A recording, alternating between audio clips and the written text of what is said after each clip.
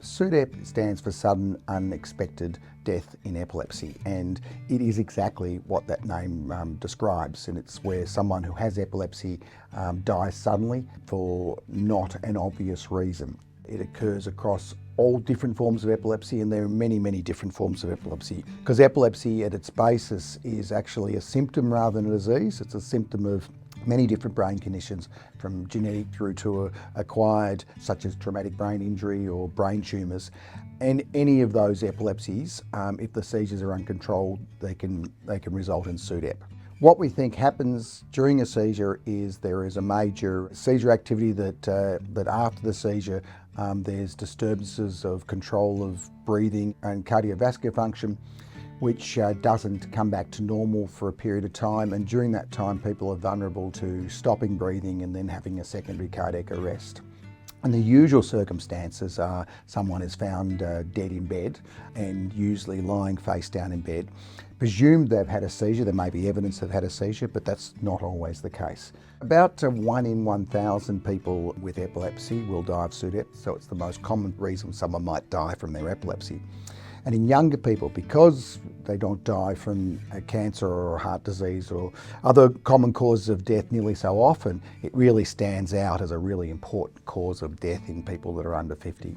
When you have difficult to control epilepsy, drug-resistant epilepsy, which is about 1/3 of people with epilepsy, then that risk can go up to 1 in 150. And while the estimates of how many that represents in the Australian population vary, depending on how you measure it, there are estimates of up to 200 people in Australia each year die of SUDEP. So it's a really common, important community problem that's much under-recognised. Do we talk, or should we talk to our patients and their families about SUDEP? I think the short answer to that is absolutely we should. Do we as a profession, a medical profession, do that very often? In fact, probably not, and not nearly as often as we should. People can't completely protect themselves against SUDEP, and that can contribute to a lot of anxiety for people who potentially already are living with the condition. That can cause a lot of uncertainty in their lives. And I guess on the whole, doctors want to support people and have positive conversations, and SUDEP, sometimes it can be challenging to fit that into the paradigm.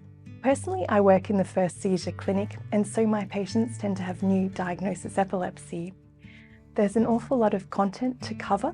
Why has epilepsy come now? What are the treatment options? How does this impact my health and my family and my work life and my driving? And so working SUDEP in needs to be done sensitively and at an appropriate time.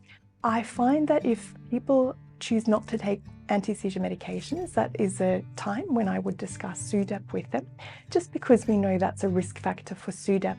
And I think that information helps people make an informed choice about their decisions. Knowledge and patient empowerment are essential when delivering SUDEP counselling. It's important to have a patient-centred approach and factor in their individual risks as well as their care. It shouldn't be a one-time discussion. It can have multiple levels of engagement depending on that patient and their individual risks, so that those risks can be weighed against their benefits. By far, the biggest risk factor identified in studies is not only the presence, but also the frequency of tonic-clonic seizures in the past year. So compared to someone who has no tonic-clonic seizures or major convulsions in the past year, someone who has 1 or 2 seizures has a 5 times increased risk of SUDEP, which increases to 15 times the risk when they have 3 or more convulsions in the past year. Being refractory and having ongoing seizures for 1 to 4 years can also increase that risk. Living alone, not adhering to anti-seizure medications, as well as substance disorders, as well as alcohol withdrawal, may also potentially contribute to increased risk of SUDEP. We know from lots of research that seizure control reduces the risk of SUDEP.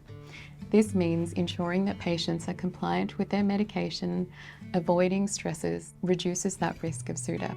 Patients should be made aware of their individual risks so that they can make informed decisions regarding their clinical care. So in patients who have just received a diagnosis of epilepsy, it's important that they commence anti-seizure medications promptly, as well as take them regularly without missing any doses.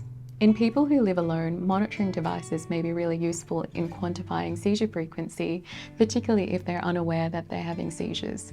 This may be used to identify what type of seizure that they're having, how frequent, and then how to treat that. Patients should speak to their neurologist or epilepsy nurse for more information around SUDEP. In patients who are having ongoing seizures despite the use of multiple anti-seizure medications, prompt referral to a tertiary epilepsy centre for consideration of advanced therapies such as epilepsy surgery or neuromodulation such as vagus nerve stimulation or deep brain stimulation, as well as dietary therapies which may reduce the risk of SUDEP, should be considered. It's really important to remember that patients and their caregivers, when asked, about 90% of them wanted to know about their risk of SUDEP, but in reality only 30% were actually given adequate information. If you talk to families of people who have died of SUDEP, the number one they say is, why didn't anyone tell them that they could die from this condition? No one ever told us, no one ever told them. If they had have, they would have taken their tablets more regularly or treated it more seriously. There are things we could have done.